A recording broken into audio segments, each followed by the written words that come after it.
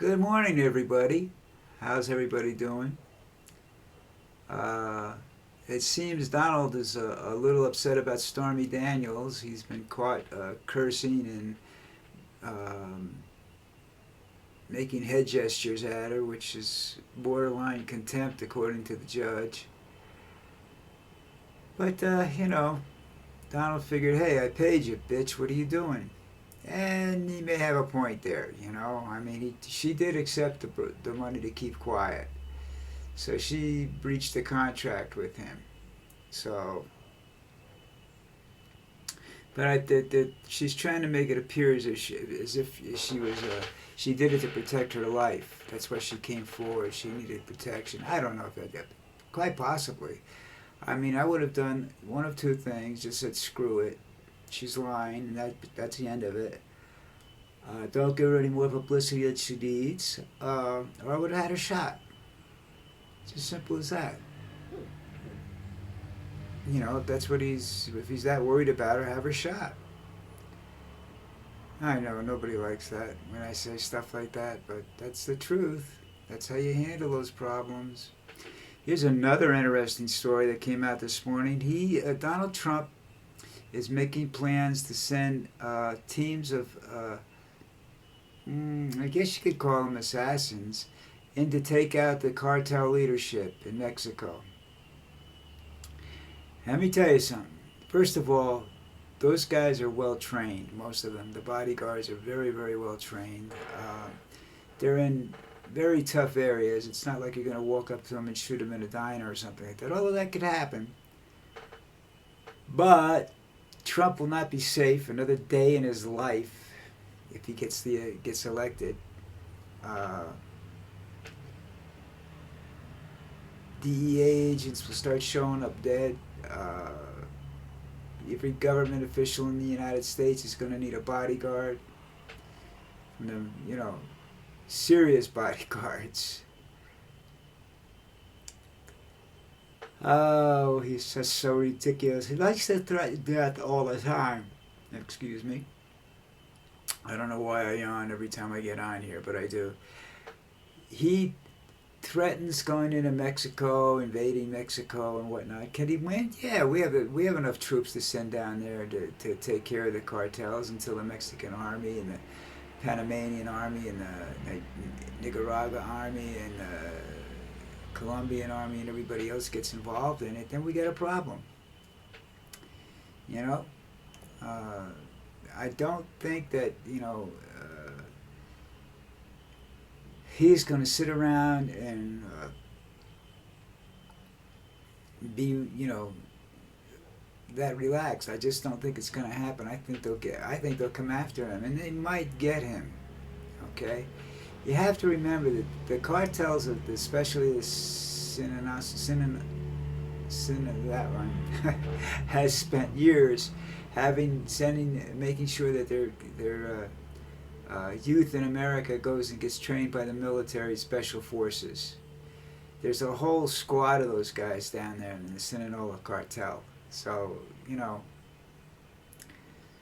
that's not a good idea. But he feels he could do anything he wants, anywhere in the world he wants, and everybody's against Mexico. Remember, hijackers came across the border in Canada. Canada was the leading import district for Chinese heroin when it came out of Canada. Okay, I don't know who or what is running, dictating his speeches or his thoughts or whatever, but they should study a little bit before they do that, and they should definitely never say stuff like that publicly. It's a distraction, and of course, every American who's had somebody killed by the use of drugs wants that to happen. Okay, but just remember, the new cool drug is meth, and meth you can make in a kitchen anywhere, anytime in the world. Okay, and it's being done. The motorcycle gangs in America, the Hells Angels, the other big one out there that's the Angels are always fighting with. There are the meth dealers. It's They don't have to import it from anywhere. Oh God, I'm tired. I'm sorry. I really am. I don't know what's going on with me. Like I said, doctors say it's a lack of oxygen, not fatigue. I don't know. I thought I got plenty of oxygen in here, but maybe not. I rearranged it to get plenty of oxygen in here, cut down on the dust in my lungs from my wood carving and stuff, which is now over on that side. Well, it would be, yeah, that side of the room. Wood burning and everything. I have to finish a clock today. You know, it's one of the things I do. Keeps me sane, or insane as the case may be.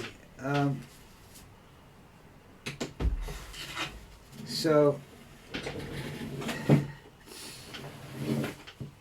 other than those two items, there wasn't anything really special about whatever Trump was doing, you know.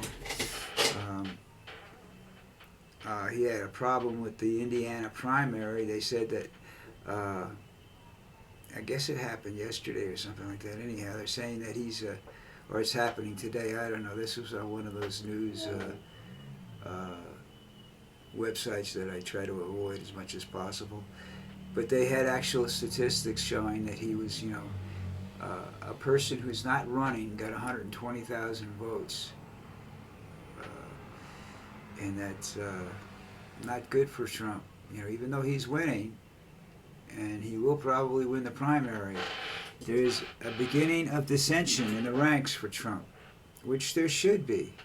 He's not doing any favors to the Republican Party with his attitude and his actions. You know, he feels that his life will go back to normal as soon as his trial is over. Maybe yes, maybe no. You know, he's going to face a lot of questions about things that were said there, and he's going to get mad. And what he does when that happens is he goes and does his public appearances are all about rallies where I don't know whether it's true this time because I haven't seen every rally, but I saw pictures of a lot of rallies last year during the 2020 election, and there were people in that audience that were in every one of those rallies. So I'm beginning to wonder if he didn't, you know, have an entourage that he was paying to show up. I'm sure other people showed up, local people showed up too, because you know if you're, it's like any politician, you know, people support politicians for two reasons. One, they think the guy is honest, and two, they think that he's gonna, you know, he's better than the other person or whatever. But they also go out, if they go out and become active supporters, really supporting this guy by, you know, putting up signs, writing articles and all this stuff, it's because they want a job. And I have a family member down here, I'll give you an example of it, supported a candidate for mayor, went crazy, you know, supporting this guy. The guy got elected, got arrested, and no job, you know. I guess you call him my stepson, got a job through politics, through the mayor and whatnot, but he's good at what he does, and he got the interview through the mayor, and he got approval from the mayor that went to jail shortly after this, but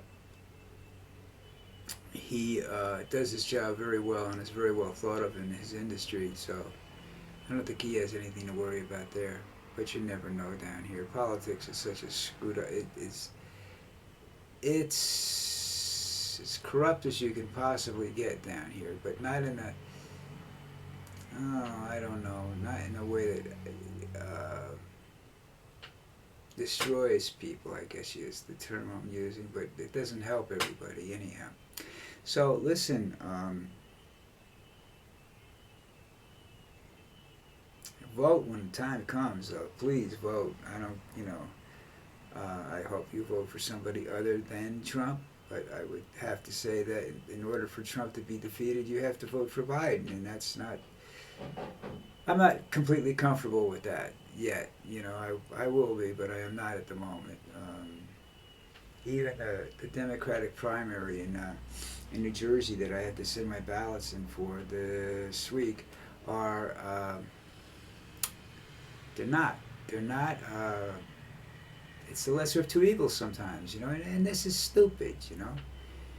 In my old town, in the 3 or 4 mayors that I had while I lived there, they would come in and they would serve 2 or 3 terms, and the minute they resigned, they were indicted on some sort of charge, or they reached their last year and time was running out, they would be indicted. You know, we're spending money they didn't have. One of the last couple of mayors actually went to jail. I mean, he served hard time.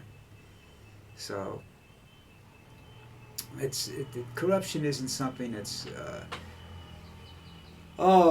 typical. It's part of politics, unfortunately, and you see it in the United States, and you see it on a grander scale in the United States because people talk about it, and our court systems actually try to do something about it. Whereas you come down here, they really don't push the issue too much. You know, they sort of, people I talk to and whatnot, which is mostly family members, kind of sort of expect it. You know, it's like if you live in certain states in the United States, you expect your mayor to be corrupt, and you realize you have to pay to get improvements in your area and stuff like that. When I say pay, it's above taxes. You gotta go in. You need something done. You need a permit to do something that's going to cost you a little bit more than the actual permit fee. All right, listen. I'm going to take off now and go back to see. I have some stuff I have to do here, but I'll keep an eye on things. And if I see anything, if I see anything spectacular, I'll let you know. Have a wonderful day.